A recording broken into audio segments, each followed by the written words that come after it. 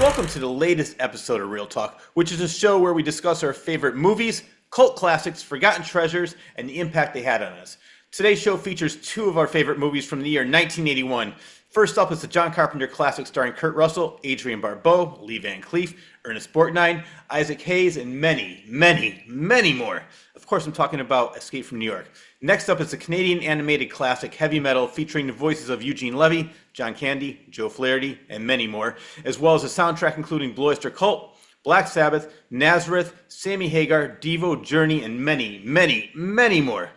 Here to discuss these renowned and celebrated masterpieces is frequent guest and friend, James B. Jones from the hit Netflix series Love on the Spectrum. James, how the hell are you? Oh, yes, I have been doing very well recently, Rich. First, I hope that you and all the viewers shall forgive me for sounding hoarse, but something having maybe a cold or allergies or something, but I've been doing amazingly well. Yes, the third season of Love on the Spectrum premiered not long ago, and as the old saying goes, third time's the charm. Yes, Love it. I cannot say enough wonderful, positive things about Shelley. Yes, she and I have been together for over a year now, and she's so amazing, so wonderful. She and I have much in common, but we also complement each other. Each of us brings out the best in the other, and we inspire the others to be each other to be better people. I cannot say enough how amazingly wonderful she is. Thank you. How have you been doing recently? I have been doing very well. I've been very busy with this show, and then I was invited to be interviewed on another radio show, and from that show, somebody goes, you need to be on camera. And so he's writing a script for me, and then we're going to start filming it. So I'm going to be starting. It's called Malcolm McDuff, Theater Detective. So look for that on the Pretty radio. cool. Yeah, so I'm having a great time doing this, had a great time doing that. But I do have to say, I did watch season 3. I was so happy for you. I wasn't sure how much we could talk about, but I know it's been out for a couple weeks now. Yes. It's Easter, so out there, I know the show won't be showing today, but happy Easter to everybody. Happy Easter to you. Happy Easter. And I want to say, from what I can see, because I follow you on Instagram and I see what you and your girlfriend are doing, and she is the perfect match for you. I can tell just from seems like she likes all the same types of music, same types of movies, that she compliments you perfectly. I just want to talk about this because one thing I love about you, James, is I love how you stand by your convictions. You have so many opinions and you do not waver on this. And one of my perfect example is, like, I love your parents. Your parents are the greatest. Thank you very much. They are part of the show, obviously, but like when you and your dad go at it, I laugh so hard. Like the perfect example. Yes, thank you. Because people always say it's like you and James think so much alike. I am glad you found it humorous. Thank you. Everyone, so many people who have met me say they love my parents. They think my parents are wonderful. So, of course, I'm so grateful for that. I love my parents also. I'm so glad that people really like my parents. Yes, I'm very glad for that. I'll just say one last thing about your parents. My favorite scene in, I think, the whole series so far was your birthday party with the fire pit. I was laughing. Yes, thank you.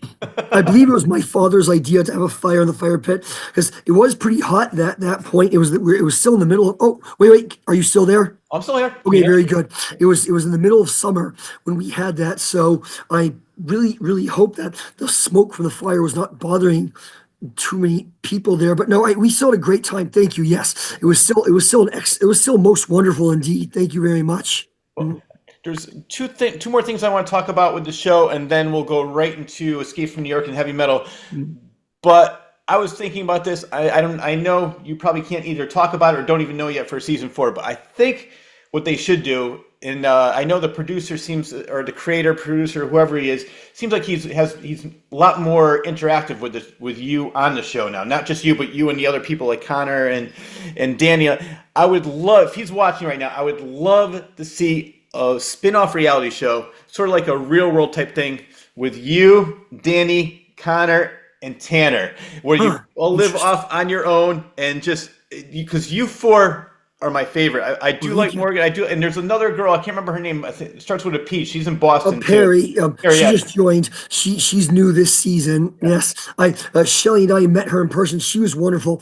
Yes, I obviously can't say too much about her, but she was wonderful. Her mother was wonderful also. Yes, and so obviously, I'm hoping to meet. And yeah, I interact with your cast members on occasion. Yes, we'll be very glad. So yes, we went out to. Shelley and I went to Los Angeles recently, and hopefully some of the cast members can actually come up this way mind you. Yes, yes, that would be pretty cool. That right, that would be very nice. And the last thing I want to talk about is because I follow you on Instagram, I see all the things you're doing. You are just living the dream. I love. I mean, last Thank time I you. talked to you on the show, you had a chance to not only see in concert, but you had a chance to meet Rob Zombie. You had a chance to meet Alice Cooper. Yes. Now I see recently you met the band Disturbed. Disturbed, yes. How was that? How Oh first of my all, God, it how was did you so meet great. them? Did they contact you and say I would love to Well, meet you? They're fans of the show. oh yes, well, let me see now. I made a post a while back saying that I was seeing Disturbed in person. I commented on how um I commented on how this year they're on tour for the 25th anniversary of their debut album, and well, someone from their publicity team reached out to me. Yes, yes, and asked if I wanted to meet him. So of course, yes, I did because I was 13 years old when Disturbed released their debut album. So that album was very important, very significant to me during my adolescent years. Really helped me out at a time when I was not quite certain of myself, not quite certain of my place in the world, what I want to do. I'm sure practically anyone that age feels uncertainty, emotional turmoil. So that album really helped. It was one of them. There were a few other albums that came out around that time that helped me too. But since we're talking about Disturbed, I'll mention that album. But yes, it was great. And of course, I brought Shelly along with me to meet the band also. That was my fourth time seeing Disturbed, but it was Shelley's first time seeing Disturbed. And again, I could not miss the 25th anniversary tour of their debut album. That was really something. It was a wonderful experience. Shelley and I both had an amazing time. We were very grateful to the band, and I made sure I didn't have much time to interact with them, but Shelley and I each got them to autograph a copy of their debut album, and I made sure I mentioned the band just how significant their music was to me I love. in my Alice years. Plus, the website Loudwire wrote an article that mentioned me. Are you familiar with Loudwire, the music Yeah. news website? Yeah, they mentioned me on their page. I can't believe it. Wow. Actually, it was Shelley who pointed out the article to me. So of course, I'm very glad she mentioned it to me. Yes. I am so happy what this Thank show is you. doing for you. I love the fact that this show is introducing you to so many different people, and these people are fans of you, and they want to meet you now. So all these different bands, and so I'm very, very happy this is happening for you. And I have to say, for the band Disturbed, I love when a band takes a great song and they make it their own. And the perfect example of Yes. that is "The Sounds of Silence" by Simon and Garfunkel. I Yes. love their version of that. Oh, And yes, actually. yeah, By the time they released that song, I know they'd already done they'd already done a cover of both Shout and Land of Confusion. mhm, Those were both, although I just, their version of Land of Confusion does sound pretty similar to the original. It's not that different, but a killer music video by Todd McFarlane, by the way. Absolutely very, very prescient. Oh, can't talk too much about that, but very, very relevant today. But their version of Shout was quite a bit different from the original, actually, but they still did a good job. So when I heard they were going to be doing a cover of Sound of Silence, I thought there was no way they could actually pull it off, but they did. Their cover was amazing. Yes, absolutely, really, really good cover. Yes. because I love the fact that not only is the band extremely talented, but like an example would be Limp Bizkit did a song of George Michael's "Faith," and I just didn't like the fact he's screaming the lyrics. Didn't from my Ah, personal opinion, and I love the fact that Disturbed, the singer actually could sing the song because that's a tough song to sing, I would think, yes. and they pulled it off. But then, as we mentioned, the musically it's completely different. They make it their own, and it's great. I have to check out the other one. I didn't realize it did Shout. I love that song. It's on their debut album, by Tears for Fears. But actually, I'm very embarrassed to admit I heard the Disturbed version before I heard the original. Sometimes that happens. Oh yeah. Well, no, but see, I like that. Sometimes, like a lot of people put down for movies, they'll put down remakes. For me, I like remakes because it brings attention to the original. People say, "Oh wow, I didn't realize there was an original that came out in the '70s. Let me Yes. check that out."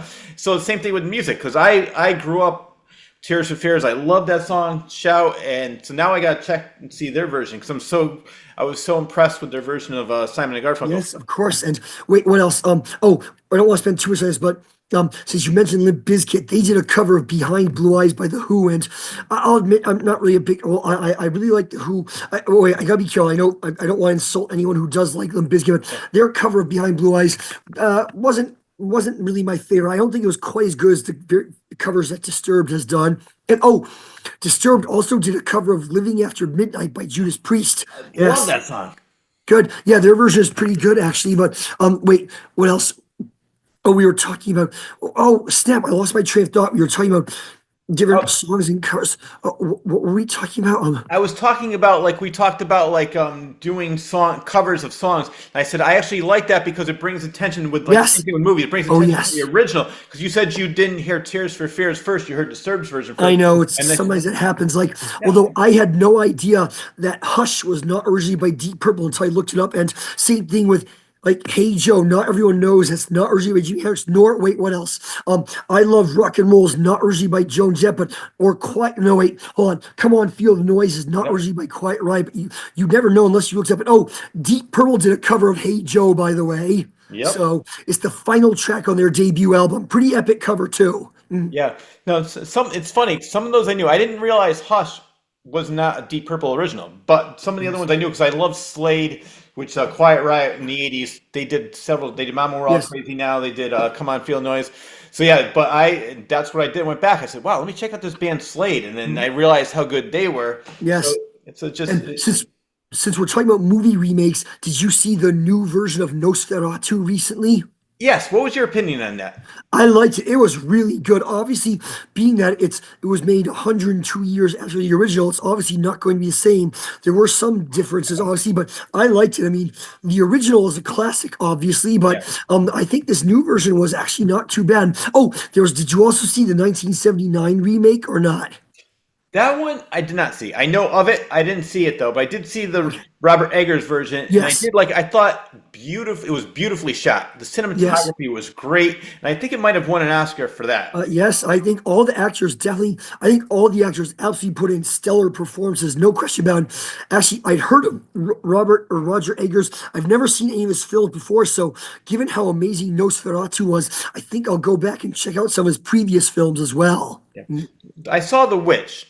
I didn't see the like. Okay, how was that one? The Witch is, if you like Nosferatu, you will love The Witch. It's got the same atmosphere, the same, because for some people the pace might be a little too slow, but for people that more into cinema than film or vice versa, they will enjoy the movie because Are you talking about The Witch? yeah, it's more I of have a, not seen it. I believe that's his debut film. I'll check out because I like. I mean, well, in no way am I saying that fast-paced, action-packed movies are bad. Of course, I yeah. love Star Wars and Marvel, but still, I like movies that take time to build the premise. Like the original Jaws, the original Alien, the 19, both versions of The Thing all take place, or the original Frankenstein, the original Dracula, or the original Nosferatu, etc. They all take time to build up the story and the suspense, Or both versions of Invasion of the Body Snatchers take their time. At least I think they do. But yeah, again, nothing against fast-paced, action-packed movies, but I like movies that take the time to build up the suspense. Yeah. Well, I always bring this up when I talk about movies, and do you remember Siskel and Ebert? They're two movie critics from the '70s and '80s. Well, Oh, yes, of course I've heard of them. okay, good. Well, so believe it or not, there's people I know that said, "Who are you talking about?" So anyway, Gene Siskel came out with a great quote years ago. He said, "The last good movie was made in the '70s." So Roger Ebert said, "What do you mean by that?" He said, "Back in the '70s, there was no such thing as CGI, and people had to rely on character development and a good story. Now, all people care about, which is, he's simplifying it because not every filmmaker is like that. Obviously, Robert Eggers, who did Nosferatu, cares more about story than he does special effects. But like some people will just be like, let's see how many explosions we can get in one movie. I'd rather see a slow burn. Perfect example of a slow burning movie is The Shining. Jack Nicholson's Oh, yes, slow build up into really. to craziness. So I am just like you. I love a good movie. I Yes. can care less. Like some people complain that it's 3 hours long. I said I love if a movie is good. I don't care if it's 5 hours long. Yes, true. Like It doesn't that, have to be some of these fast-paced movies or some of these movies that really have no story and just all special effects. I'm just bored after the first 10 minutes. well, I get it. So Yep, you I have and to be I, honest, like, I have a friend who's a huge fan of Godzilla and kaiju in general, and so whenever they release a new Godzilla movie, of course, my friend invites me to see it, and I have to admit, I gotta be careful how much I say, but of course, I enjoy them. I understand my friends enjoys them, but I don't know, they're not quite my thing. So I don't like the original Godzilla film from 1954. Actually, had some pretty good, some pretty heavy political, social, political commentary. And, oh, the new Godzilla minus one was Yes. really, really good. But Thank you. the Godzilla versus Kong, A New Empire, I don't know. I have no intention of seeing that one a second time, to be totally honest. No. Although, I was sorry to interrupt you. I was going to say you and I are exactly the same page. First of all, this is my opinion, not yours, not anybody else's. I hated the Godzilla with Roland Emmerich, whatever his name is, from the oh, the '90s. 1998 one? I was not a fan of it. I'll tell you, That's funny. A lot of people hate that movie, but we should devote a whole episode to that movie. let's do it. Yeah, because I have some things to say about that. Yeah, or no, that's too much. We'll devote we'll discuss it later, but we can choose that movie plus some other bad movies that maybe could use some reevaluation. That'll be the next episode. All right, I But love anyway, it. I love having you on the show because yes, thank you. Oh wait, what else was I talking about now? So I may have said this before, but I think CGI is not inherently evil. It is not necessarily a bad thing. It is bad when people use it excessively to the point that they don't have anything else. Like CGI should be one tool among many in a filmmaker's arsenal. It should not be the end all be all of filmmaking. yeah, no, I agree. It should be used to enhance the film, not make the film. Exactly. Don't make for me. And this Unless you're again, talking about Pixar films like Toy Story, that's a whole different matter. Oh, exactly, yeah. But for me, a movie I'm thinking about, which I did not like at all, and a lot of people did, and a lot of people disagree with me, but is the original Twister. I was just so bored with that because for me it was, there's a Twister. Oh, wait, there's another one. Oh, wait, there's a bigger one. For me, it really didn't have that good of a story, Yeah. but the special effects were great. So I like a movie where that has great special effects, but it's just complementing the Yep. character development and the story. Yes.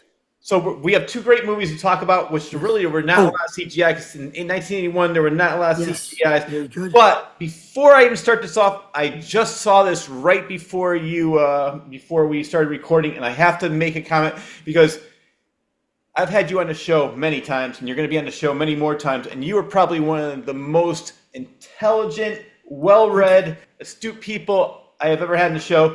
Great. And for somebody like RFK Jr. to make a statement like that, I am so glad you addressed that on your Instagram. I agree with everything you said. It was just Thank you. an ignorant statement for somebody in that, anybody in general to say that, but for somebody in where he stands in the government to be talking like that, do your homework first. Absolutely. Thank you. Yes, we don't want to spend too much time talking about, but thank you. I'm so glad that you appreciate that post that I made. There's no way I could not. I could not say something. I mean, I absolutely had to say something about that. Yeah, Yes, no, thank you. and I'm so glad you did, and I am 1,000% behind you. And I wish he would interview you. I think he would change, or just have a conversation with you. He would change his whole way of thinking Well, about what he let's hope. said. Well, maybe. But, oh, yes. So, briefly, just before we get to those movies, we were talking about CGI. Wait, I saw the original Twister just to say that I'd see it. I don't really remember much of it. Oh, although I think the CGI used to make the T-1000 in Terminator 2 was pretty good for 1994, and even today, I mean, it does show its age, but I still think it does look pretty good, despite the fact the movie came out in 1994, mind you. Oh yeah, that we could add that to our arsenal of movies to talk about because Yes. that was a great movie. I like Terminator. Yes. I like Predator too. Predator was a great movie. Yes. So we have a whole list of movies to talk about in course the we future. do. But the two movies we're going to talk about today, because I know your voice is hoarse and you got some things to do. Escape from New York. I want to start with that one. The Okay. movie, as I mentioned, it came out in 1981. One of my favorite directors is John Carpenter, who also did Halloween, The Thing, Assault on Precinct 13, In the Mouth of Madness. I could go on and on. So many great movies. Ghost of Mars. So, Yes. what I want you to start off. When was the first time? What's your first memory of seeing that movie, Escape from New York? Escape from New York. That is a very good question. I had to be completely honest. I do not recall when I watched it. I did watch it several years ago, mainly to say that I'd seen it. But okay, well, I honestly do not remember. I believe the first John Carpenter movie I ever watched was the 1982 version of The Thing, and of course, as I said, that is absolutely one of my favorite horror movies ever. I see. Now, of course, when I was younger, when I watched horror movies, of course, they frightened me. But as I got older, it was obviously once you reach a certain age, it's difficult for horror movies to frighten you. But I was in my 20s. I forget the exact age I was when I watched the 82 version of The Thing, but I recall that was the first movie in many, many years that genuinely frightened me. So obviously, that's just how good a movie it was. It's very similar. I know the 82 version of The Thing is very similar to the original Alien in that it has a very small, limited cast. They're isolated isolated from society, and there's a monster on the loose. They never know when it's going to strike, when or where it's going to strike next. So, yes. So when I saw how good the movie was, I decided to check out some more movies of John Carpenter's. And I had to be, I don't know. I'll admit I watched Escape from New York mainly just to say that I'd seen it. That's a more of an action-packed movie than a horror suspense thriller, but still a good one. And I will admit, a part of the reason I watched the movie is because I've heard. Well, wait, are you familiar with a video game series called Metal Gear Solid? I've heard of it. I really Okay, don't well, play a lot of video games, so I don't know. okay, no, that's I fine. know I'm of not it, but really. I don't know it. No, I play a few video games, but not big. But the main character of Metal Gear Solid is named Solid Snake, and some people are of the opinion that that character was inspired by Kurt Russell's character Snake Plissken from that movie. Now, I believe the creator of the video game of Metal Gear Solid has never directly caught it, but there are some similarities. But but no, I watched Escape from New York mainly just to say that I'd seen it. But the thing is, the movie came out 1981. It's set in 1997, Yeah. so it's funny. That's way in the past now. I know. I Yes. thought that was funny. I just want to say one thing. I love doing the show, and the main reason I love doing the show is I get a chance to meet people like you, but I also got a chance to interview Thomas G. Waits, who played Windows in the thing, and also Adrienne Barbeau, who played in tons of movies, but also Escape Yes. from New York. I got a chance to. She was We in were The talking Fog, about I these. believe. What was that? Adrienne Barbeau was in The Fog. Oh yes, yep. Although John I know Carpenter her actually as the wrote that voice song. of. Or wrote the I movie. know her as. Oh wait, I'm sorry. Were you speaking? No, I'm sorry to interrupt you. I was going to say, John Carpenter actually wrote that role as a DJ for her in the Five because they were Cool. married at the time. So Nice. he wrote these roles for her. But yeah, Nice. she is a great. If Yes. anybody was watching this show, go back and watch those interviews because Okay. both people have such an interesting story. But yeah, for me, my first time watching because I think 20 years older than you. I'm 57 years old. Okay. So I grew up. I was in 78. I was like 13 years old when this movie came out. My first memory of John Carpenter is Halloween, which came out in 78. Oh yes. And then I went back and saw Assault on Precinct 13. And then this came out. I said, oh my God, this is great. I loved it. And going back, I did not realize like all the different things that were involved in this movie. Like an example, he wrote this. The movie came out in 81. He wrote the first screenplay in the mid 70s during Watergate, which was around 75. But the studio said, no, man, we can't have a movie like this right now. That's way too dark. So he let it sit for a while. And then it was later on during the hostage crisis with Reagan. They're like, all right, this is a good time to release it. And it's sort of like it shows for people who have never seen it, a dystopian version of the world where New York is now a prison where they put all the most hardened criminals in New York City. Uh, And Donald Pleasance, who we all know is, are you a fan of the Halloween movies? oh, yes, actually, no, I think the original Halloween was actually the first John Carpenter film I saw. But yes, I know Donald Pleasance. He was Dr. Loomis, the original Halloween. Yes, you didn't mention him earlier. I was going to mention he was in Escape from New York. Actually, it's funny. He's English, but he plays the President of the United States. So I guess we probably shouldn't think about it too heavily. But I guess in the context of that movie, maybe he was born in the U.S.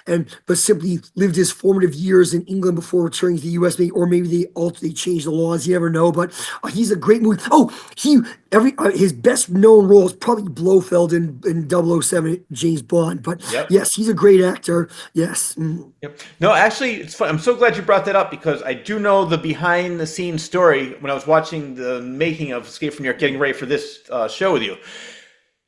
Donald Pleasance says, why should I play the president? And John Carpenter said, yeah, I had to think quick. I came up with a backstory. So the backstory is this, which he told Donald Pleasance, that Ronald Reagan had an affair with Margaret Thatcher, and he is the product Oh, of those two. That's the story he oh my told Donald God. Pleasance. Oh, thanks for that mental image.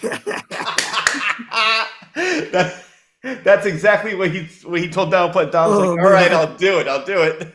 Oh my God. That is That's funny. so good. That's so good. But yeah, it's funny. A lot of movies in the 70s and 80s have very bleak depiction of the future, like Soylent Green, Yes. Rollerball, Planet of the Apes. I could probably keep going, but yeah, I guess the society, or RoboCop, of course, too. I guess society at that point in time must have been has some pretty heavy tension going on. Mm. Yeah. Well, I was very young during that time, but I remember in the 70s, it was all about we had a huge gas crisis, oil Oh crisis, yes, I'm not old enough to and remember that. and then there was, civil rights, there was women's rights, there was a lot of protesting going on. So it was a darker time. And as I think this is around the time when Vietnam was going on, so there's a lot of people that thought that we were in a dark time, but I think we were more just trying to find ourselves. So like women were trying to get their rights, civil rights was going on. So like I said, I think it seemed like a dark time, but I mean, I was young, but I look fondly back on the 70s. I love the movies. I love the music. So for the culture wise, I thought it was a great time, but there was a lot Nice. going on everywhere else. So people did have a bleak view of what the world was like at that time. Okay. And what's funny about that is that the movie was set in New York, but they were trying to find a place that could represent the bleakness of what they were envisioning. Mhm. And do you know where they filmed it? No, actually, where did they film it? There was a huge area in St. Louis, Oh. and what happened was it was burned down. It was blocks Ooh, and blocks and blocks. So Joe Alves, he's the production designer for Close Encounters, Jaws. He worked with Spielberg on several movies, nice. and he was the production designer for that movie in the scout locator. So, or look, the location scout, I mean. And so he found that place in St. Louis. He goes, "Can we film it?" And they gave him permission that they could shut the lights off completely at night. They filmed from, Wow. I think it said from 10 p.m. to 6 a.m. in the morning. So by the time everybody was getting ready to go, and they were able to make it look like it was desolate, and there was only one scene that was filmed in New York. I'm not sure the last time you saw it, but they have a shot of the helicopter flying by the Statue of Liberty. That's the Oh, only cool. shot in the It's, movie it has from been a New York. few years since I watched that movie. Again, I have to be honest, I saw that movie mainly just to say that I'd seen it, but Yeah. you know, although I think as a side note, I think it'd be pretty cool if there could be like a John Carpenter box set. Because since we're talking about John Carpenter, the movie They Live was an excellent one, but we'll have to talk about that one some other time. Well, But all right, I love this because you're bringing up so many great ideas for future shows.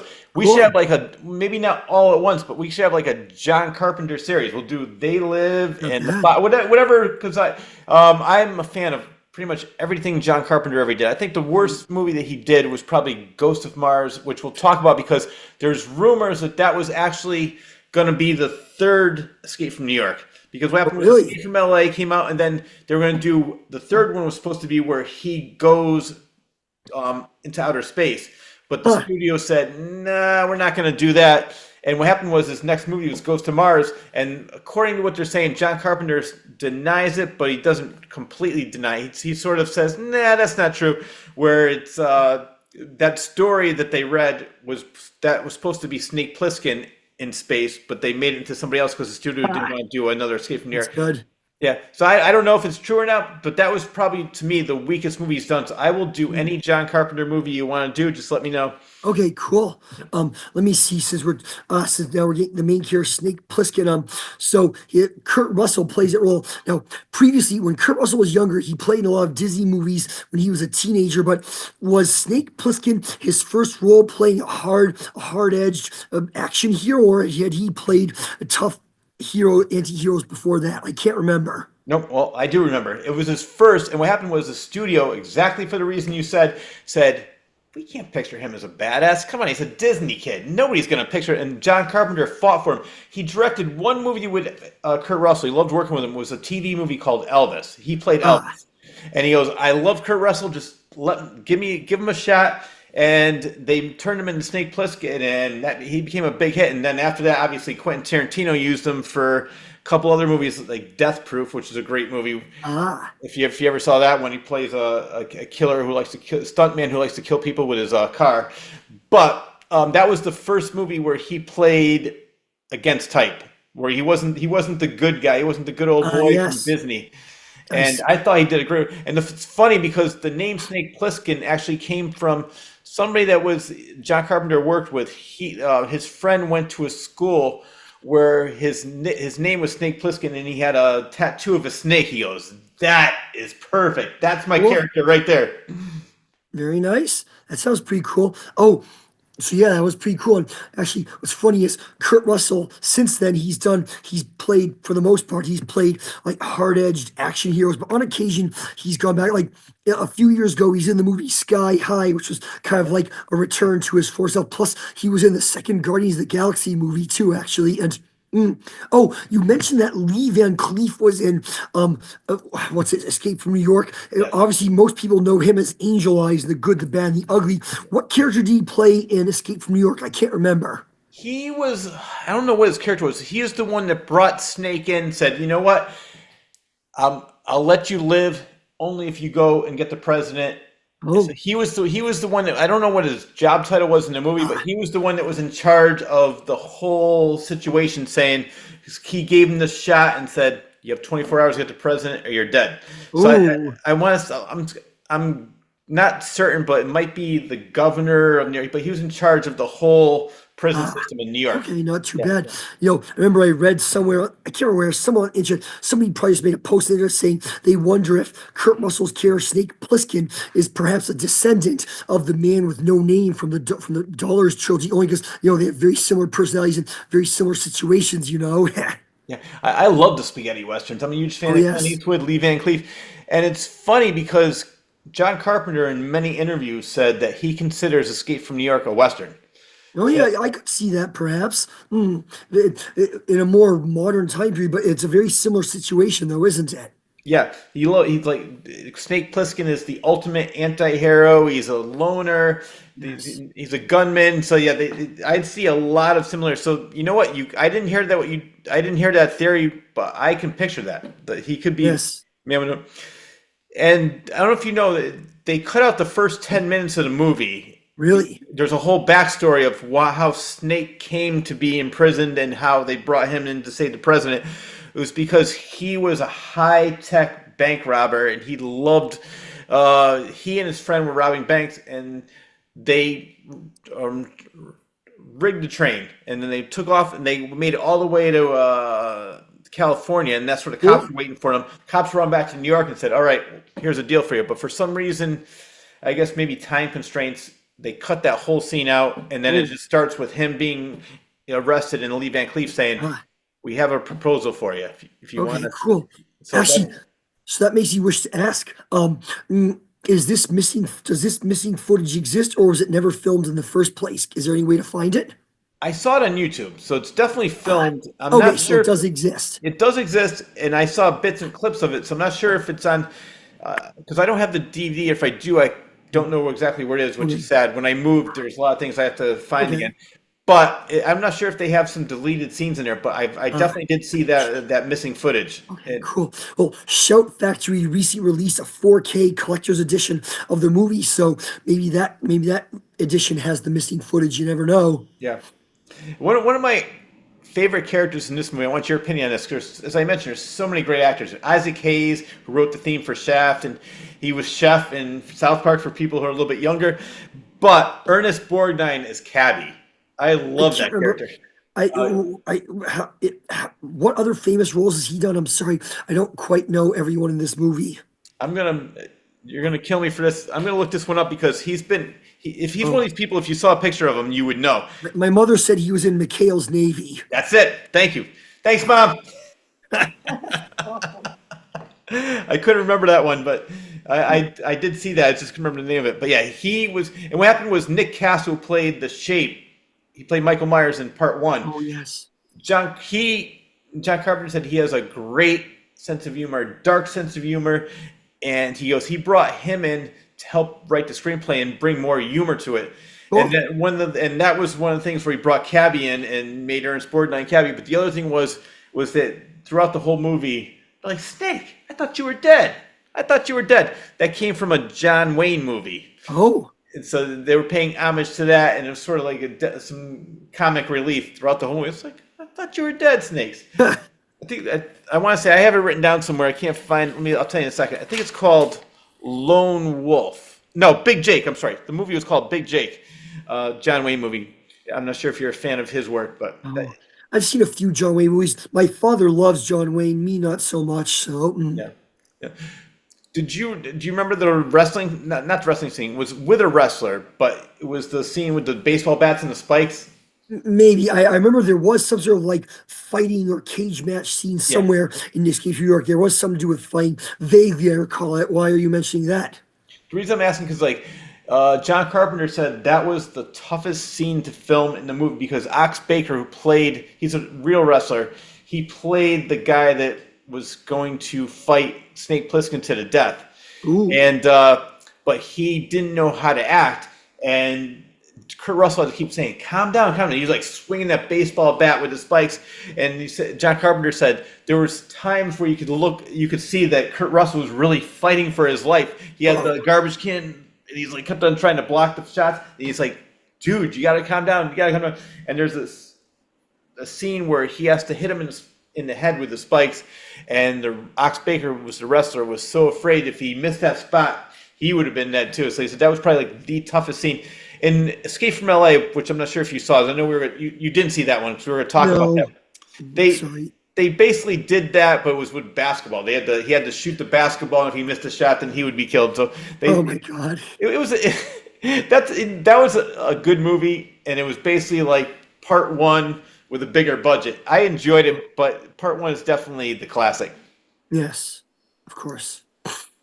And let's go. So I know you haven't seen this in a while, because I know you're a huge heavy metal fan. I know that. Yes. All right, so we'll get to that in a minute. I just want to go through a couple other things about Escape from New York because both of them are probably some of my all-time favorite movies.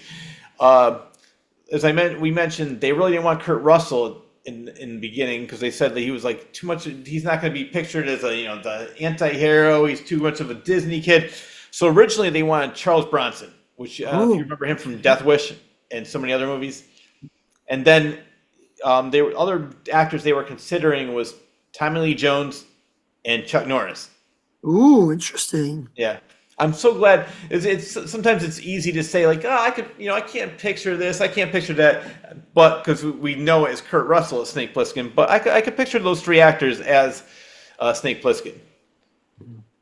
Yes. No, I think it was a very good.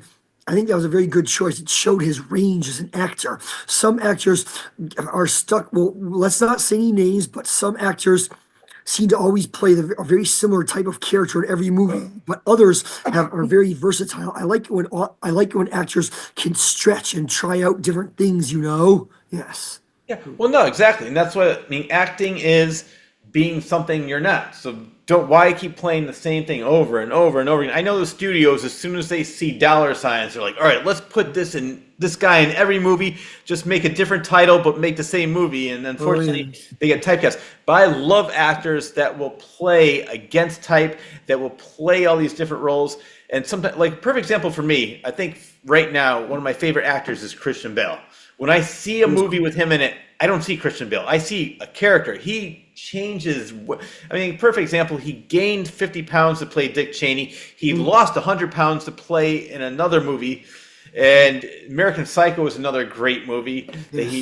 So it's just that I love the fact that it doesn't matter which role he's in, he puts himself into it 1,000%. Or Johnny Depp is a chameleon. His roles are so very different from each other. I'm so glad you brought that up. He was the next guy I was going to bring up because he even said, like, are you a fan of Kevin Smith at all?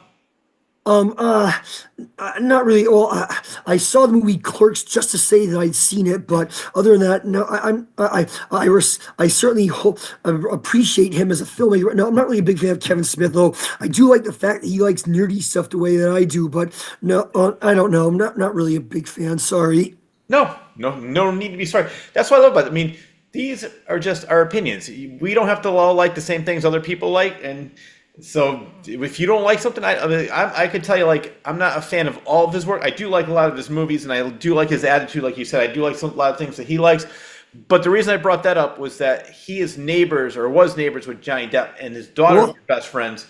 So he made a movie just so they can basically hang out.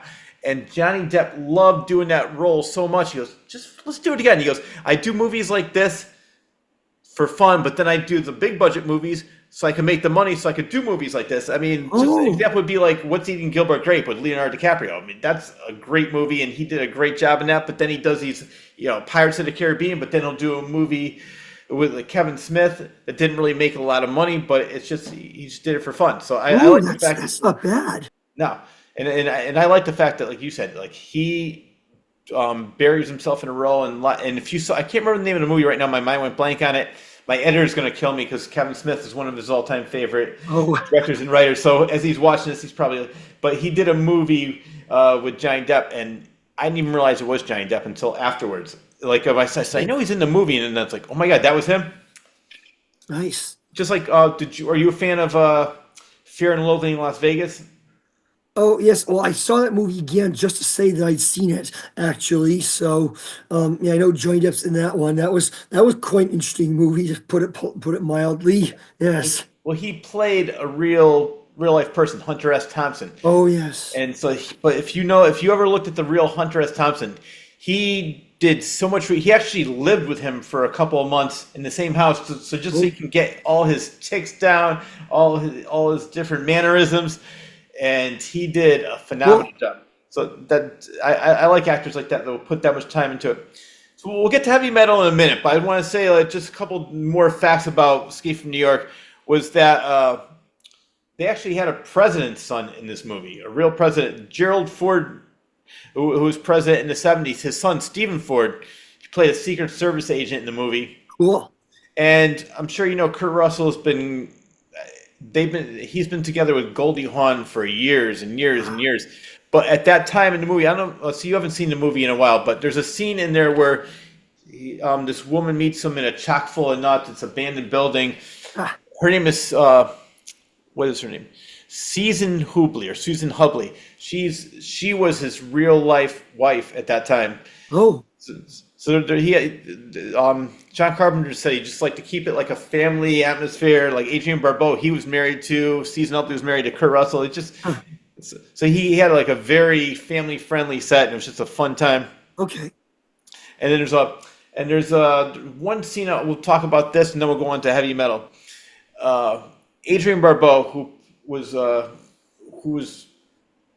basically she wasn't really a bad person, but she was mostly just trying to survive, and she had to take care of herself.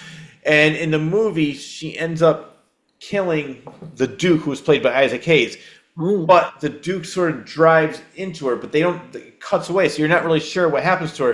And I guess test audience saw that, and they said we got to make sure that people know that he killed her.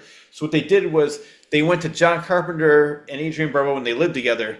Their house in the garage, they filmed a scene where she's lying on the street with blood on her, showing that the Duke ooh, did indeed kill her. So that was a scene they filmed after the movie was released, but they showed it for test audiences, and the test audience said, "Whatever happened to Adrienne Barbeau's character?" So they went back and did that. ooh, I see. Yeah. All right. So I just want to go over some facts and figures. So the release date was July 10th, 1981. The budget, which I think is hilarious because I mean it sounds like a lot of money, but for movies now it's nowhere. It's nothing. It was $6 million. So for $6 million, they made $50 million at the time. And John Carpenter did everything. He edited it. He directed it. He did music. And what I love the fact he co-wrote the music with a former guest of mine, Alan Howarth, who did a lot of movies with him. So that was fun. And I know they were thinking of doing a remake. I really hope they don't. Just leave it the way it is. But if they do, please let people know that go back and watch the original because 99% of the time the original is always the best. Yes. Now, this is a movie I know you know probably more about than I do, so I'll let you do most of the talking in Quite this one. possibly. Mm, On August 7th, 1981, a Canadian animated movie came out, Heavy Metal. yes. Mm. Yes. Oh, that's a very good movie. Yes. Yes. Oh, wait. Are you still saying more about it? Well, no, that's why I want your opinion. Oh, Like, yes. because I know that you and I talked off the air, and I know what a fan you are. So I want your opinion of it, Oh, yes. how you first came to know about this movie, Right. and the impact it had on you. Oh, yes, of course. Well, let me think. I've been a fan of heavy metal music since I was like maybe 13 or 14, but the movie Heavy Metal is well, it's from the same people who made Heavy Metal Magazine, and Heavy Metal Magazine is known for being like an anthology magazine. They're like each issue contains like it's short stories. Like they're typically each story is its own self-contained story, and yes, and Heavy Magazine, of course, it's notable for they typically have like violence or nudity or a lot of very serious, heavy, or I guess you could say adult situation or whatever. It's meant for older. It's meant the magazine's meant for adults, but the movie, I don't know. I think some of the stories in the movie are adapted from art stories in the magazine. I don't know. I'm not sure if any of the stories in the movie are original to the movie or if they're all from the magazine. But yes, I forget. I don't know. I probably I must have seen it like on shelves in the stores. Back when they still had Blockbuster or video stores. But I didn't watch it for the first time until I was in my 20s. Of course, there's no way my parents would have let me watch it when I was younger. But but yes, I was in my 20. I'm 37 now, but I was in my 20s when I saw it for the first time. But I'm very glad I wish I could have seen it a little bit earlier, but no. But I'm glad I saw it. Excellent movie. I mean, it's kind of like a cult classic. I mean, it's obviously not going to be on the same level as Fantasia, The Lion King, or anything like that. But I still think I like it. It's definitely a cult classic with a big follow, with a very devoted fan base, at least from what I've read. And the movie is not one single story. It's like six story segments with a narrative arc connecting them. And yes, it was yeah the budget. I mean, the animation being that was made in 1981. Obviously, the animation does it was might not the anime it does show its age in some regards, not just the animation, but in some parts of the story it shows its issue. But no, I liked it. It was for anyone who's a big fan of heavy metal music. Of course, you'll love the movie. But it was I don't know. I mean, they did have animated movies meant for adults. I like the director Ralph Bakshi had already released several movies by the time Heavy Metal came out. But still, this movie I enjoyed it. I was so enamored when the movie when I first watched it. So I have it on home video, of course. But yes, I just love it. I love how it was very action packed and totally shameless, although this is actually one of those movies we mentioned earlier. This movie kind of doesn't really, I'm not sure how much build up this movie has. This movie is pretty fast paced and action packed, but I don't know. It's very stylish. It has its own feel to it. It has a certain attitude about it.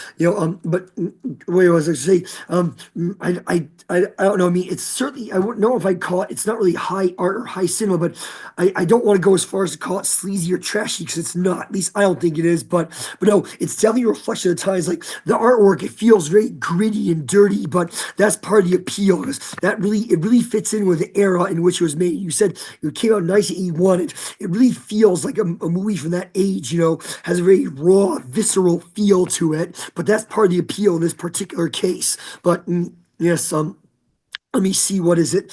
I guess I'm trying to think. I mean, as I said, I could talk so much about, but we were talking about actors. Who is it? Harold Ramis of Ghostbusters fame is in that movie before Ghostbusters. Actually. Well, it's funny. I want to talk about that because it's not until very recently. I mean, I saw the movie when it first came out. I didn't see it in the theater. Back then we had something called the Movie Channel. That was before HBO.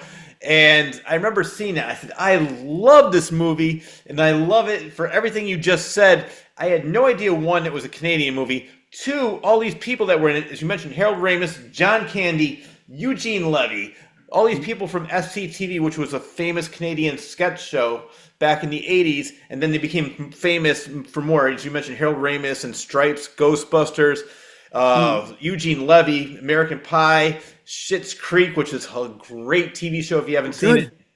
But I had no idea. John Candy, who obviously did so many great movies. Yes. So when I was watching, it's like, oh my God, I didn't realize. Yeah, so Ivan Reitman, who did Ghostbusters, he was the director of that one. Yeah, he produced it. He did did Space Jam also, if you can believe that. I know. No, he's pretty cool.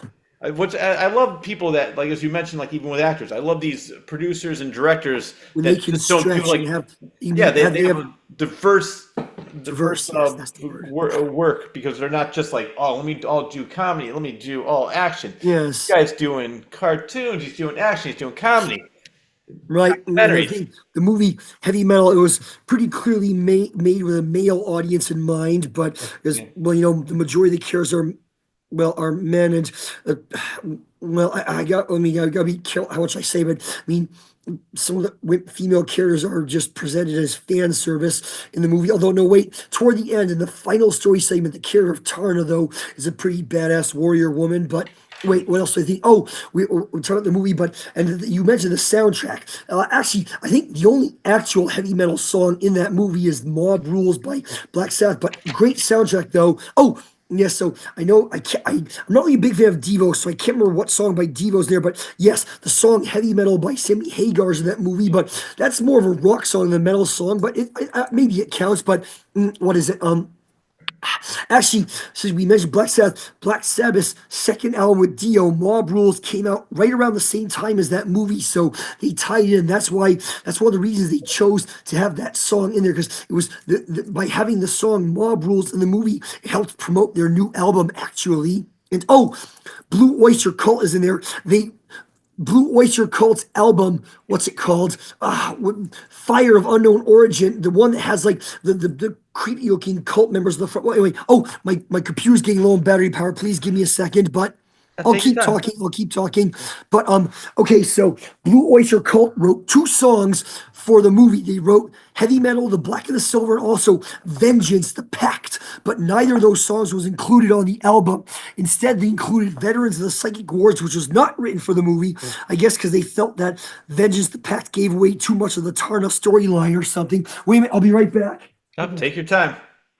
No, you can keep talking, keep talking. Oh, No, I'm yeah, just wait. No, you can keep talking so we have some material. But oh, wait. Give me a second. So the soundtrack, pretty impressive soundtrack at the time, though, as I was saying. Oh no, wait. yep. No, my computer. Wait, so are you still there? I'm still here. And Wait, actually, no. Okay, I do have something to add to what you're just saying. I had Vinny Appice, who was the drummer of Black Sabbath and Dio at the time, and Yes, we were talking about that. And he said that song in that movie was that solidified his stay in Black Sabbath. He said good. he wasn't sure. He was just filling in for Bill Ward at the time. Bill Ward was scheduled to come back. They said, "Well, there's this movie Heavy Metal come out. We need to record a song," and he said that they recorded that song. He said that was what solidified his stay in Black Sabbath. Oh, After good. that, he says, I knew I was there to stay as a drummer." And Oh, he said, good. we were talking about how great that movie Although was and how he great did. that song was in the movie. Oh yes, great song. Although actually although Vinny Appice or Appice, however you pronounce it, actually left Black Sabbath when Dio left to join Dio in his Yeah. solo project. But although also actually, what's funny is since we're talking about again Black Sabbath, the track just before Mob Rules, there's an instrumental track using an instrument called a blaster beam. Ever heard of a blaster beam? Yep, I They do remember used it that. in the 1979 Star Trek film, by the way. But yeah, so that song, they actually include both. So they included, it's called like, I forget the name of the song, but they included that instrumental in the movie just before the Mob Rules. Actually, they play, it's like this ominous, eerie, ambient song playing while the camera pans over a desolate, blasted landscape. And then when the undead warriors start rising from the green oozer, that's when they start playing the Mob Rules, actually. So pretty cool that. Yeah, I So was. actually, I oh, sorry since to we're interrupt. talking. It's EV. Is it EV 150 or something to that effect? Oh, yeah, I don't know what it means, but yeah, it's some alphanumeric title. Yeah, I do remember that, and I see. For me, it's funny. Like when people mention Sabbath, they're like, "Oh, the Ozzy years." To me, I like the Ozzy years, but Dio years are the best. I love the Mob Rules album. I love the Heaven and Hell album. I love Live Dehumanizer. Evil, which I did not realize that Live Evil is Live Evil backwards. Oh yeah, it's a palindrome, Yeah. exactly. I had no idea until he Palindrome. mentioned that to me. I said, "Wow, that's true." So I'm a huge fan of the Dio and Dio years, but the soundtrack was what initially because I was, as I mentioned, 13 in 1981. That soundtrack is what made me love this Yes, movie so much. But then watching, is I know what you're talking about with the animation, but I still look at that. I watched that again not too long ago. I think the animation is still great for that time period and still great yes, for now. it does It's, hold up.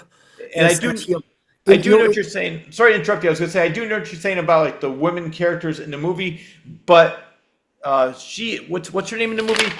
Tarna, the Tarna. one from the final segment. Yeah, I thought she's a badass, and I Yes, love the fact they definitely. turned her into a badass. Yes, no question about it. The movie, you'll notice Tarna never speaks in the movie, so we don't know whether or not it's because she is unable to speak or if she can, we choose not to. That's never revealed. Yeah. And I love the fact that because the movie starts off with the first story was written by Dan O'Bannon, who wrote the original Alien, Yes. and then it was the beginning, and then the first story is called Grimaldi, where the astronaut comes down from space and he shows his daughter, like, I got this really cool thing I got to show you, and it's called the Lochnar. Lochnar. Lochnar. It's a green sphere, and I guess introduces itself as the sum of all evil. Yeah, And nice. it tells her all these different stories, and I mean, I think we're not really giving anything away if I mention that the daughter and I always forget her name, Tarna. There's a connection with those two. Yes, we don't know exactly what's that's kind of ambiguous, but I think it's implied that the daughter becomes a warrior, is like Tarna's successor. So I think that's what the ending implies. But Yeah. yes, and we're talking about different songs, like the soundtrack is pretty amazing. But during one of the segments, during the World War II segment, there's like a song called "Heavy Metal Taking a Ride" by Don Felder playing. It's a pretty cool driving song. But I don't know if this is true or not. I think they wanted that to be the opening song, but then they switched it to "Radar Rider" by Riggs because they want a more upbeat, energetic song as the opening song. That's just what I heard, mind you. I don't know for sure. And That part. there's actually a deleted segment. There was supposed to be between the Captain Lincoln Stern and the World War II segment. There's supposed to be another segment, but I guess they deleted for time constraints or something. Maybe. Yeah, that's exactly that's what happened. That was supposed to link the Captain Stern story with the zombie story, and Yes. with the was it the B-12 story? And B-52 or yeah, so whatever this story, and so what happened was because of time constraints, they had to delete that. And I still thought, I understood exactly what was going on, so maybe it would have made it a little bit clearer to some people. But even without that, I still thought that was a great movie. You would know this more than I would. Did they have that deleted scene in any of the DVD releases? Yes, I have it on movie on 4K and Blu-ray and 4K. Yes, the deleted scene is included in the Blu-ray and 4K version of the movie, thankfully. So yes, it's very crude. I mean, it was never finished. It's very like basic black and white pencil drawings, but yes, it's there. So not too bad. And what else about the movie? If you think about it, in a certain sense, I mean, is some people might consider a bit of a stretch, but in a certain sense, heavy metal could be considered a spiritual successor to Fantasia, actually, because both movies feature their own independent segments with only the loose thread cutting out, and the music heavily features in the movie. So I mean, it's kind of a stretch, but I don't know, you could almost see it that way, perhaps. Yeah, And no, I could definitely see it that way. And actually, I just think the second to final segment of Fantasia is kind of like a breather after the very heavy final segment. And the same thing in heavy metal. The second to final story in heavy metal is kind of like a lighthearted comedic breather story before the very heavy, intense finale, if you think about it. yeah, I never thought of it like that, but now I could see that crystal clear. So I definitely. Yes. I want to go through some of these stories because I just love this movie and I thought it was great. And what they did was they said they wanted to speed up the process, so they had different animators for every story, so they can Makes keep it sense. going. The first story after Grimaldi was Harry Canyon, which was Very great. It was true. a cab driver, and it was Yes. more. It was like a film noir. He's narrating his story, Yes. And and what's funny is it's set. I love it. Like his first words are something like New York City. So what? It's been a trash heap ever since. I forget his exact words, yeah, but the funny thing is that segment is set. Well, the movie was made in 1981. That story segment is set. What at the time was a distant future, but we're not too far off from the year in which that segment is set now. By the way, yeah, I can't remember either, but you're right. It's funny, like watching these movies. As we mentioned, Escape from New York is set in 1997. That segment was set not too far from now, and they had a completely different view. They thought we were going to be so much further ahead, or maybe a lot more bleak than we are. Which I'm yes, so yes, glad we're not. But it's funny, like looking at these movies now and thinking that what the future they thought was going to be. yes, yes. I think my favorite thing that his name is Harry Canyon, the cab driver, was the disintegrator gun. When Oh yes, that's pretty good. Yes, yes. Yes, he used it twice in the movie, I believe, in that segment. But yes, that was. Oh, shoot, that was pretty cool. I mean, I guess being a cab driver is pretty dangerous. You gotta protect yourself. Oh, yeah, but that is another one that I love the ending of that movie because, or the ending of that segment because he gets screwed over, but he gets the last laugh. Yeah, so he says like it was a nice tip. He mentions like kind of like getting a really nice payday, a really nice tip for his job or something. So that was pretty good. Yeah, Yes. and then the next one was another. It's funny because I just watched it again recently, as I mentioned. I did not realize that was John Candy, but it's Yes. called Den. Dan. It's a Yes. nerdy teenager. He finds a green meteorite, he puts it in this rock collection. Then there's a lightning storm or something, and Yeah, that but then he gets transferred to the world. Suddenly he goes from being a skinny teenager to a big, buff, badass dude. But again, it was made in 1981, mind you, so that's probably what they figured your typical adolescent male fantasy was like. And of course, he gets all the women after he becomes the big, buff dude. But again, it was made in 1981, mind you. Although I think, but that you know what movie is, though? People take. I mean, I know what you're saying, but like for me, I never ever took it seriously. oh yeah. I took it as a comedy, and Oh yes, true. Actually, it was that movie was when I first learned that dork used to be a slang term for penis. Actually, I had no idea until I watched that movie. Actually, so yes, but so see I guess that not times only is it changed. entertaining, it's informational. That movie. Yeah, no kidding. But I was seeing what else, and you know, wait, what is it? In that movie, like Den gets involved in a war between two sects, two cults, or somebody. The cult worships a god named Ulathek, and that's Cthulhu spelled backwards. Did you notice Oh that? no, I did not realize that. That's funny. Yeah, I looked. I saw it mentioned somewhere, but yeah, the eldritch being they worship, yeah, Ulathek is Cthulhu spelled backward or something like that. So pretty cool, right? That Yeah. is very cool. Yeah, and Den is an acronym for his Earth name, which was David Ellis Norman. That's why they Oh, call the cool. series Too Den. bad. Not too Yeah. bad. But all right, so I'm.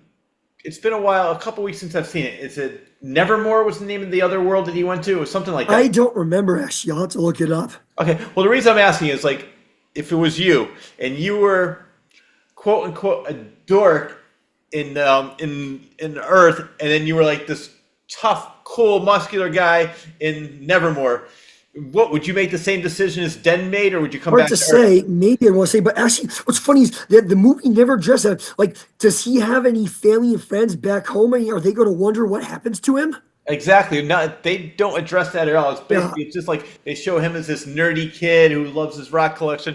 It never, and he's always in his room. Yeah. So for me, I would definitely come back to Earth because, for just like you said, I'd miss my family, I'd miss my friends. Yes. But it was just it's to me. I never ever took all the like the '80s was a different time. You can get away Yeah, with the a movie lot doesn't more take back itself too then, seriously, so. and the stereotypes. But it's just a fun movie. No, That's it is. all I It's a can say. it's a campy schlock fest, but it's a good one. Yes, it's don't take it too seriously. I still think modern audiences can enjoy that movie as long as they understand it was made for over 40 years ago when times were a lot different. So, Yeah. yes. Well, coming up next is we talked about it a little bit, and Eugene Levy plays the main character, and I Oh, love yes. this Captain Stern. Yes, he's like so obviously a parody of Superman, but we've had so many parodies of Superman. So, but yeah, I think it's funny how he actually thinks he's going to get away. He chooses to plead guilty. He thinks he's going to get away with all those crimes, but 'cause he has like his associate Hanover Fist testify for him. But it's actually funny as if it hadn't been for the Lochnar, who knows what would happen? Because when Hanover Fisk, hulks out when he turns that big Hulk-like monster, Captain Stern has to save the day. But if that hadn't happened, he probably almost certainly would have been put in prison, for all the crimes he committed. So yeah. Oh yeah. Well, no, that's what I love about it. He was so cocky about it. Like his lawyer's like, "What are you doing? Don't worry And about you're it." as guilty as a cat in a fishbowl. Or like, I love the list of the crimes, but like, I forget, it's like, but the list of crimes is like ridiculous. Then at the end, he's like, and one moving violation. I love that part at the end. That's great. Yeah. And then the best part was is he's so cocky about it. He goes up, and then the Lochnar messes with him, and the guy just what's his name? Fist, you said, right? Or Fisk? Hanover Fist. Hanover Fist. Yes, thank you.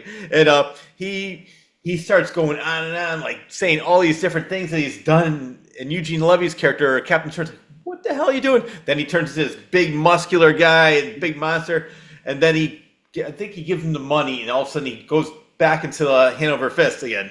Yes, then he drops me off a trap door. So yeah.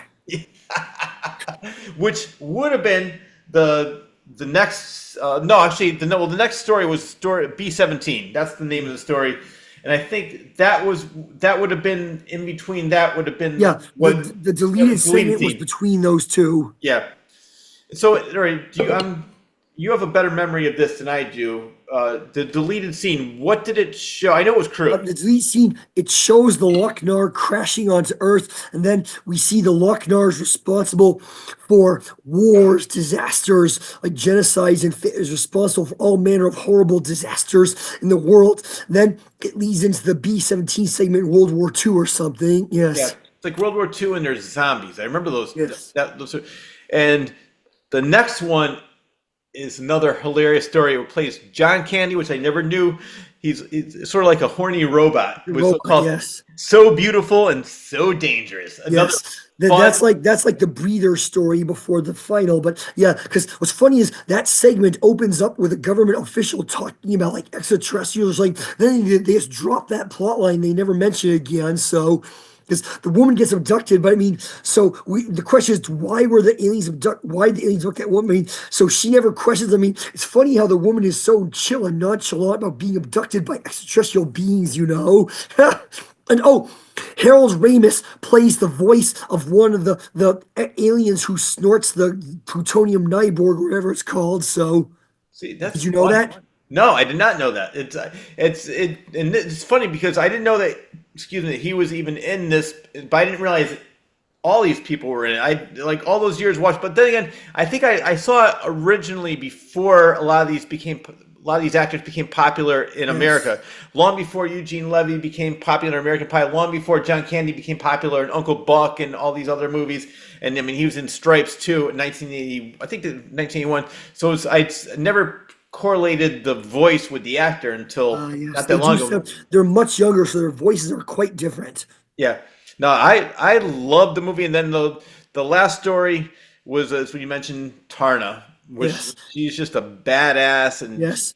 And when set like a bleak apocalyptic wasteland, yes, that it's the longest and most detailed of all the segments, but it's pretty epic actually. Yes, and like the song "Vengeance," the Pact by Blue Oyster Cult was written for that segment, but they didn't include. But of course, if you go on YouTube, somebody actually made a video connecting the song with the segment. Of course, I mean it was only too obvious, but yes, that's a pretty awesome segment actually, and.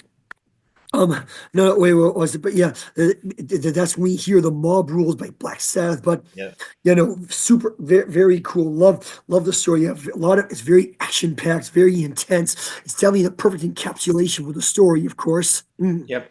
And that's the one where we talk about there's the connection between Tarna and Grimaldi's daughter, where Yes, Tarna sacrifices herself for the world, but she's reincarnated. The daughter's reincarnated into Tarna, and she takes yes. off.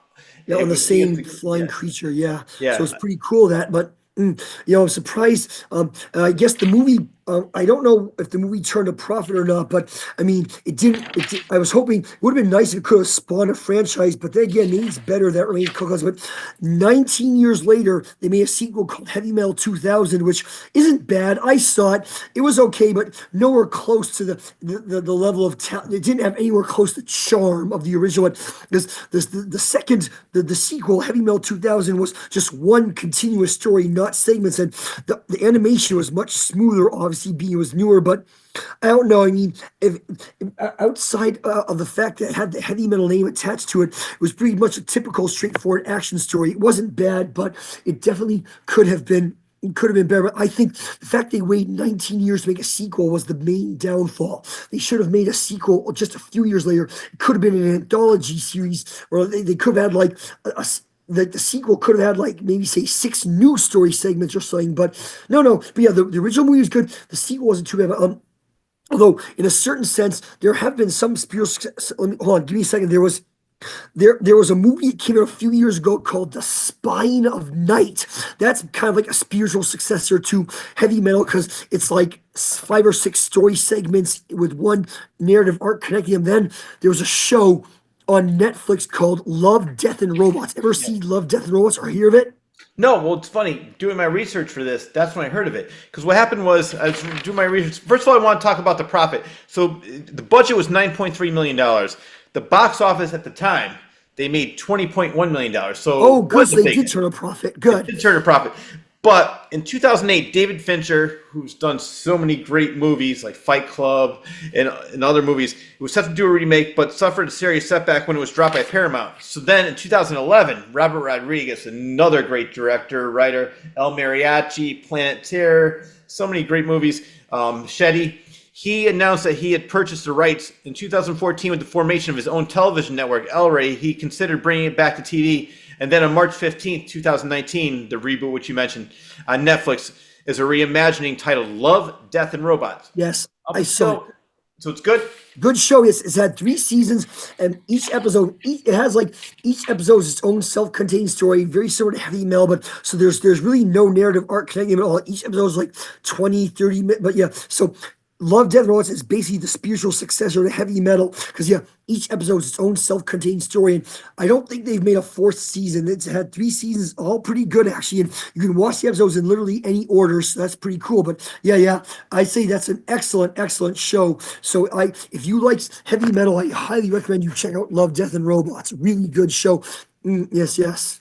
I'm a huge fan of Robert Rodriguez. I'm a huge fan of Heavy Metal, so I definitely want to check it out. But you brought up a great point, though. We talked about, like even with Escape from New York, like and CGI and technology, maybe it was better in 2000 than it was in 1981. But the fact that I started watching Heavy Metal 2000 and I couldn't even get through it. I thought it was average. I thought it was okay, but going back to the original, it's no match for the original. Yes, The original true. had heart, it had comedy, it had Yes. drama, it had everything. Everything, yes. It's definitely a pretty nice screenshot of the time in which it was made. But Yeah. yes, I like it. I'll definitely watch it. Yeah, I want to make sure if I don't want to watch it too often, that I'll grow bored of it. I'll watch the movie at some point because yeah, it really captures the time of the feel of the time which it was made. But yeah, I like it. I'd be nice to see. Well, no, as I said, The Spine of Night and Love, Death, and Robots are pretty similar. But yeah, no, it was an excellent movie. But although they had some, I can't remember all the actors, but who is it? What's his name? Michael Ironside played the Yes. main villain in the second one. He's amazing. He's so good as a villain. Actually, he's an amazing villain. Plus, the green rock that Tyler finds at the beginning that turns him evil. Maybe it's a fragment of the Lock and Art from the first movie. You never know. Yeah, never know. But yeah, Michael Ironside, I think my all-time favorite movie for him, he's done so many movies, is Scanners. I have not yet seen one. I'm going to have to watch it at some point because I know that's the one with the head exploding Yes. scene. So I'll probably watch it just for that scene. And Michael Ironside's the one that makes the head explode. He's Oh, a bad damn. guy. He plays the ultimate bad guy. He's just a badass. Oh, And yes. He was Darkseid in Superman the animated series. Michael Ironside, so good in that role. So good. yeah, no, definitely. So I might have to give it another watch. It was late at night one time. I watched Heavy Metal. And I said, let me watch Heavy Metal 2000, and I might have been tired, so I'm gonna give it another chance because that was the one thing that caught my attention. I was like, oh, I didn't realize Michael Ironside was in this. I'm a huge fan of his work. I think he always plays the ultimate villain. I Yes. I know you're losing your voice. I know you have to go. So before we end this, is there anything you want to add to Escape from New York? You want to add to Heavy Metal, or just in general? Oh my God, give me a we spent quite a bit of time talking about both films. So I know. I saw Escape from New York only once. I'm not sure if I have much else to add about it. As for Heavy Metal, oh wow, I love such a great film, such a really good film. But uh, I don't know. I think we talked about it quite extensively, to be completely honest. And Yeah. I know, as I said, it's an excellent film. Again, I think anyone who's a big fan of heavy metal music should watch the movie Heavy Metals. Please make sure you understand that it was made in 1981, but and so of course not everything will hold up by today's standards, but still, it's a fun, action-packed a fest. It's a great movie. Does not take itself too seriously. The movie does not take itself seriously. So please, if you want to enjoy it, make sure you don't take it seriously either. And I'm sure you'll enjoy it very much without a question. No, you said it perfectly. I really have nothing more to add to that. And just so my editor doesn't kill me, the name of the movie with Johnny Depp and Kevin Smith was Yoga Hosers. I have never heard of that one, amazingly enough. It's a fun movie. Interesting. It's just that, and what I love about that is Johnny Depp. I think he originated that character in a movie called Tusk, where Oh, it's another movie Kevin Smith where a guy turns into a walrus. It's just a fun movie, but Johnny Depp goes He wrote and directed that movie just so his daughters can hang out together and they can make a movie. And Johnny Depp's like, I love this character. Make another movie with me in that. So that's the movie, Yoga Hosers. Check it Okay, out. cool. But I think you said everything that I would want to say for Heavy Metal and Escape from New York. I think if anybody who hasn't watched these movies yet, go back, check them out. I know I'm going to be checking out the Netflix show because I not have an idea that Love, Death, and Robots was even related to that. So I can't wait to see that. James, it's always great to have you on the show. We talked about this earlier. You got to come back. We got so many other movies to talk about and just in general. But before you go, though, we end the show every single time with one of your poems. I love your poems. It's always a fan favorite. And so if you want to take it away whenever you're ready. Yes, so be it my voice is hoarse, I'm going to have to find a poem that isn't too tough on the vocal cords. And actually, since we just read, this one's a bit shorter, but I have to, because my voice is hoarse, I got keyed a bit short. But since we just talked about the movie Heavy Metal, I wrote a poem called Unapologetically Metal as Hell. Yes. Yes, because you see, so I don't know who, apparently a while back, somebody wrote a song called Unapologetically Country as Hell, but I'm not a big fan of country music, so I just had to write one about heavy metal music, I figured. So yeah, so that's what I did. But give me a moment. Let me see now. Okay. Oh, sorry, just give me a moment. Take your time. Yes. I wear spikes, chains, and leather. I dress in all black, no matter the weather. My hair is long, my music is loud. I sing my song, it makes me proud. I live my life, and I do it well. I am unapologetically metal as hell. I live in the shadows, avoiding the light. I shun the day, I'm home at night. I share my home with spiders, snakes, and rats. My friends are all ghouls. My parents are vampire bats. I am not ashamed, broken out of my shell. I am unapologetically metal as hell. I eat my meat rare. My tools are all steel. I am true to myself. My music is real. I live as I choose. No one tells me what to do. My life is my own, all the way through. From the crash of the drum to the toll of the bell, I am unapologetically metal as hell. Yes, what do you think? I love it. James, I'm telling you, I say it every show, and I'm going to say it, continue. You need to publish this. I love I did post a video of me reading on Instagram already, but yes, I saw that. Hopefully I can find some musicians who will be willing to record a song with me with this. Well, James, you know what? I have to thank you for being on the show so many times. Of course. I'm so happy for your success. I'm so happy for all the great things that are going on in your life right now. I can only see more and more great things coming your way. Thank you very much. And I really do appreciate you doing the show because we're going to talk off the air in a minute. And we're going to set up the next date for the next movie. And once again, thanks for being on the show. I will talk to you soon. Yes, thank you. I hope that you have a most wonderful day also then. Thank you very much. That wraps up the latest episode of Real Talk. A huge thanks goes out to frequent guest and friend, James B. Jones of the hit Netflix show Love on the Spectrum, for taking time out of his extremely busy schedule to be a guest on my show. I also need to thank editor extraordinaire John Bristol of the award-winning Element Productions for always doing a superb job editing this show each and every week and making it available to all on YouTube and Patreon. I am also extremely grateful to Rob Bull and Al Coles for all they do to make my show available on Spotify, Amazon Music, Audible, iHeartRadio, as well as a cable station in Connecticut. And lastly, but definitely not least, I need to thank you, the viewer, for always tuning in. Enjoy your day, everyone.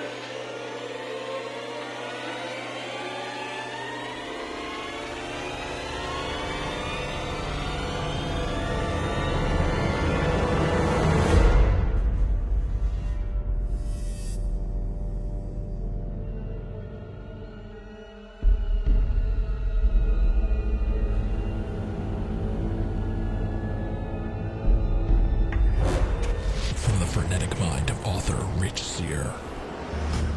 5 terrifying short stories, now available in one collection.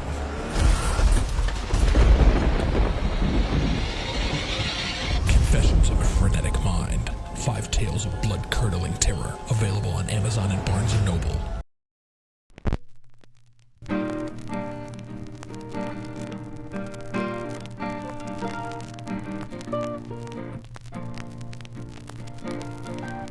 of a sudden I hear, brim, brim. What's a diaphragm again? Ha! We caught one. They're supposed to be weird. Oh, yeah, no. If you say so. I've always wanted to be in a movie. Waiting around for autumn, waiting around for autumn. I was watching the TV, I was watching the TV, yeah. Waiting around for winter, waiting around for winter. I was watching the TV, I was watching the